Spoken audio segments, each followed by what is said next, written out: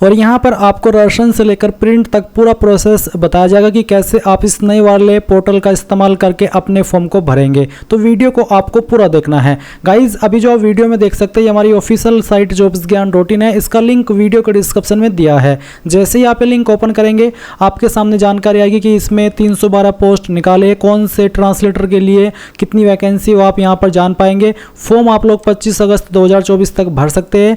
General OBC के लिए अगर फीस की बात करें तो 100 रुपये फीस है और SC ST विकलांग और फीमेल के लिए कोई भी फीस नहीं है। अप्लाई करने के लिए किस पोस्ट पर क्या क्वालिफिकेशन चाहिए वो आप देख सकते हैं, एज लिमिट देख सकते हैं। तो ये सभी इन्फॉर्मेशन चेक करने के बाद आप इंपॉर्टेंट लिंक के सेक्शन में आएंगे और अप्लाई ऑनलाइन लिंक ओपन करेंगे। देन आपके सामने SSC का ये नया वाला पोर्टल आ जाएगा। अब इस पोर्टल पर आ जाने के बाद में अगर आपने इस नए वाले पोर्टल पर रजिस्ट्रेशन कर लिया है तो आप आपका रजिस्ट्रेशन नंबर और यहाँ पर पासवर्ड डाल करके लॉगिन कर लेंगे। पर गाइस अगर आप फ्रेशर है, इस नए वाले पोर्टल का इस्तेमाल करके पहली बार कोई फॉर्म भर रहे हैं तो आपको यहाँ पर रजिस्टर नाउ इसके ऊपर क्लिक करना है। फिर आप देखेंगे कि इन स्टेप्स के अंदर आपको इस रजिस्ट्रेशन के प्रोसेस को कंप्लीट करना होगा। तो आप यहाँ पर अब कंटिन्यू इसके ऊपर क्लिक करेंगे। इसके बाद में सबसे पहला सवाल है कि क्या आपके पास आधार कार्ड है, अगर हाँ तो यस करिए और फिर यहाँ पर आधार कार्ड का नंबर डाल करके उसको दोबारा डाल करके वेरीफाई कर दीजिए। अगर नहीं है तो नो करके आप यहाँ पर 2 पॉइंट में कोई एक अन्य ID सेलेक्ट कर ले और उसका नंबर यहाँ पर डाल दे। फिर आपको 3 पॉइंट में आपका नाम एंटर करना है।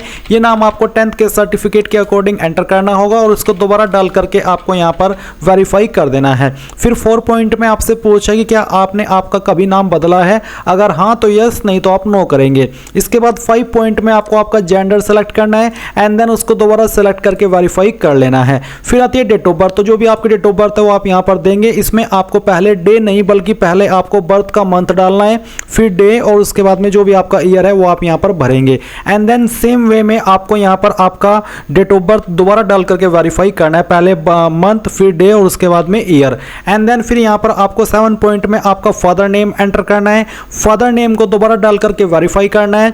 8 पॉइंट में आपको मदर नेम डालना है और उसको दोबारा डाल करके वेरीफाई कर देना है। 9 पॉइंट है मैट्रिकुलेशन बोर्ड, यानी कि आपने 10वीं किस बोर्ड के द्वारा की है। अगर आपका बोर्ड यहाँ पर है तो अच्छी बात है, नहीं तो आप यहाँ पर एक अदर का ऑप्शन देखने को मिलेगा, इसको सेलेक्ट कर लीजिएगा। इसके बाद में यहाँ पर जो भी आपने बोर्ड सेलेक्ट किया उसको दोबारा सेलेक्ट करके आप वेरीफाई करेंगे। एंड देन यहाँ पर 10th का रोल नंबर जो भी आपका था वो आप यहाँ पर एंटर करेंगे और उसको दोबारा डाल करके वेरीफाई कर देंगे। फिर आपको ईयर ऑफ पासिंग में बताना कि किस साल के अंदर आपने आपकी 10वीं पास कर ली थी और उसको दोबारा सेलेक्ट करके आपको यहाँ पर वेरीफाई कर देना है। एंड देन 12 पॉइंट है हाईएस्ट एजुकेशनल क्वालिफिकेशन। तो जो भी आपकी हाईएस्ट क्वालिफिकेशन है वो आप सिलेक्ट करेंगे, वही क्वालिफिकेशन सेलेक्ट करें जो कि आपने कंप्लीट कर ली हो, जो आप कर रहे हो वो आप यहाँ पर सेलेक्ट ना करें एंड उसको दोबारा सेलेक्ट करके वेरीफाई करें। फिर 13 पॉइंट है मोबाइल नंबर। तो आप यहाँ पर आपका मोबाइल नंबर डाल लीजिए जो कि आप रजिस्टर करना चाहते हैं। जैसे आप यहाँ पर नंबर डालेंगे और उसके बाद में आपको यहाँ पर सेंड OTP करना है, आपके नंबर के ऊपर OTP जाएगा जो कि आपको यहाँ पर डाल करके वेरीफाई करना है। सेम तरीके से आपको आपकी ईमेल ID एंटर करनी है यहाँ पर, फिर आपको सेंड OTP करके आपके ईमेल के ऊपर OTP सेंड करना है और वो OTP यहाँ पर डाल करके आपको वैलिडेट कर देना है। जैसे आपका यहाँ पर OTP वैलिडेशन हो जाए तो फिर आप सेव एंड नेक्स्ट के ऊपर क्लिक करेंगे। एंड देन गाइज आप यहाँ पर देखेंगे success personal detail submitted successfully. अब आपको यहाँ से ओके करना है और ओके करने के बाद में आपको आपका रजिस्टर नंबर मिल चुका है। ये नंबर आपको नोट कर लेना है क्योंकि ये आपको फ्यूचर में बहुत काम आएगा SSC का कोई भी फॉर्म भरने के लिए। तो अब आपको यहाँ पर क्या करना है, आपको कंटिन्यू के ऊपर क्लिक करना है। अब गाइज यहाँ पर आपके सामने कुछ ऐसा इंटरफेस आएगा। तो आपको यहाँ पर आपका रजिस्टर नंबर डालना है जो कि अभी आपको मिला है और फिर आपको यहाँ पर आपका पासवर्ड ईमेल के माध्यम से सेंड कर दिया है, वो पासवर्ड आप यहाँ पर डालेंगे। एंड उसके बाद में जो कैप्चा कोड आपको दिखाई दे रहा है आपके डिस्प्ले के ऊपर वो आप यहाँ पर डालिएगा एंड देन साइन इन के ऊपर क्लिक कीजिएगा। इसके बाद में यहाँ पर आपको बोला है please set a new password. तो आपको यहाँ पर एक नया पासवर्ड बनाना है, बट पहले आप यहाँ पर आपका ओल्ड पासवर्ड डालें जो कि अभी आपको ईमेल के माध्यम से मिला। एंड देन फिर आप एक न्यू पासवर्ड बनाएंगे जिसमें कि आपको यहाँ पर एक इंग्लिश का कैपिटल लेटर कम से कम एक, स्मॉल लेटर कम से कम एक, ज़्यादा कितने भी रख सकते हैं, एक नंबर और कोई एक स्पेशल कैरेक्टर। एग्जाम्पल मैं आपको यहाँ पर देख करके दिखाता हूँ, आप देख लीजिए। कुछ इस तरह का पासवर्ड आप बना लीजिएगा जिसमें कि इंग्लिश का कैपिटल लेटर भी है, स्मॉल लेटर भी है, स्पेशल कैरेक्टर भी है और डिजिट भी है। तो ये पासवर्ड बनाने के बाद में आप उसको दोबारा यहाँ पर डाल करके वेरीफाई कर दीजिए। फिर आपको यहाँ पर एक सिक्योरिटी क्वेश्चन सेलेक्ट कर लेना है एंड उसका आंसर आपको आपकी मर्जी के अकॉर्डिंग यहाँ पर दे देना है और फिर सेकंड सिक्योरिटी क्वेश्चन आपको सेलेक्ट करना है और फिर उसका जो आंसर है वो भी आपको यहाँ पर डाल देना है।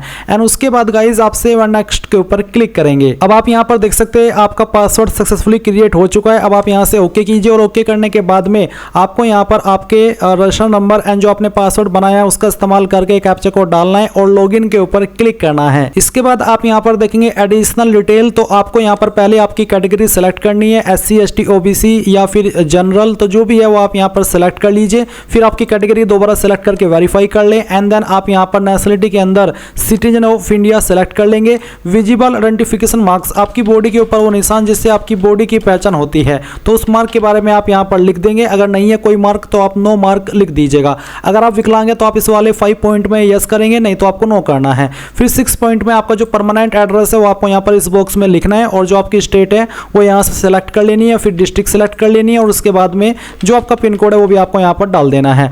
एंड देन अगर आपका प्रेजेंट और परमानेंट एड्रेस एक है, अलग अलग नहीं है, तो आप यहाँ पर यस कर देंगे और इसके बाद में आपको सेव एंड नेक्स्ट के ऊपर क्लिक करना है। अब ये जानकारी भी आपकी सेव हो जाएगी। अब आपको यहाँ पर ओके करना है और ओके करने के बाद में आपके सामने डिक्लेरेशन है, तो आप यहाँ पर टिक कीजिए और इसके बाद में अगर आपने जो भी जानकारी भरी है उनको चेक करना चाहते हैं तो आप यहाँ पर प्रीव्यू OTR इसके ऊपर क्लिक करके सभी जानकारी को चेक कर लें और जब आपको लगे कि सभी जानकारी सही है तो वो भी आप यहाँ से डिक्लेयर के ऊपर क्लिक करके इस OTR को सबमिट कर देंगे। नहीं तो आप यहाँ से प्रिंट लेना चाहे तो आप वो भी ले सकते हैं। एंड देन फिर आप डिक्लेयर के ऊपर क्लिक कर दीजिए। इसके ऊपर क्लिक करने के बाद देखेंगे डिक्लेरेशन सबमिटेड सक्सेसफुली। अब आप यहाँ से ओके कर दीजिए। अब गाइज यहाँ पर जैसे ही आपका रजिस्ट्रेशन का प्रोसेस कंप्लीट हो जाएगा तो आपको यहाँ पर लाइव एग्जामिनेशन के अंदर कंबाइंड हिंदी ट्रांसलेटर एग्जामिनेशन 2024 देखने को मिलेगा। अब आप यहाँ पर अप्लाई इसके ऊपर क्लिक करेंगे एंड देन आपके सामने इंस्ट्रक्शंस आएंगे, फिर आप फिल फॉर्म इसके ऊपर क्लिक करेंगे।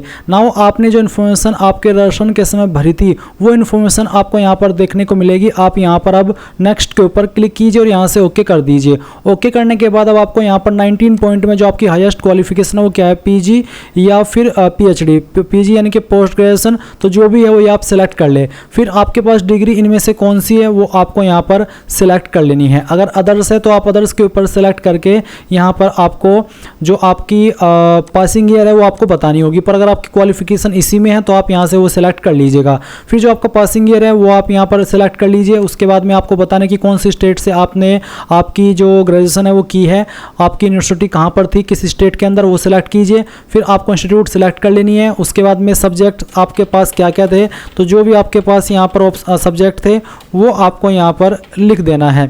ये लिखने के बाद मीडियम ऑफ एग्जामिनेशन वो सिलेक्ट कर ले। फिर आपका जो भी फाइनल ईयर का रोल नंबर था वो आप यहाँ पर डाल दे। परसेंटेज आपकी जो भी थी वो आप भर दे। अगर परसेंटेज है तो परसेंटेज, अगर CGPA है तो परसेंटेज खाली छोड़ करके CGPA आप भरेंगे। अब आती है PG, तो आपने अभी ऊपर जो जानकारी भरी वो ग्रेजुएशन की थी। अब नीचे आती है आपकी जो पोस्ट ग्रेजुएशन है वो वाली क्वालिफिकेशन, तो आप MB यहाँ पर जो भी आपकी क्वालिफिकेशन है वो सिलेक्ट कर लीजिए और फिर बताइए कि आपने क्वालिफिकेशन पास कर लिया या अभी आप कर रहे हैं। अगर पास तो फिर बताइए कि किस साल के अंदर आपने पास की है। उसके बाद में कौन सी स्टेट के द्वारा पास की है, किस जो यूनिवर्सिटी है या फिर इंस्टीट्यूट है उसके द्वारा पास की है। सब्जेक्ट्स आपके पास क्या था वो आप यहाँ पर लिख दीजिए। मीडियम ऑफ एग्जाम आप यहाँ पर सेलेक्ट कर लीजिए, हिंदी या फिर इंग्लिश जो भी है वो आप सिलेक्ट कर लीजिएगा। फाइनल ईयर का आपको यहाँ पर रोल नंबर डाल देना है। परसेंटेज आपकी जो भी थी वो आप यहाँ पर भरेंगे और सेव एंड नेक्स्ट कर देंगे।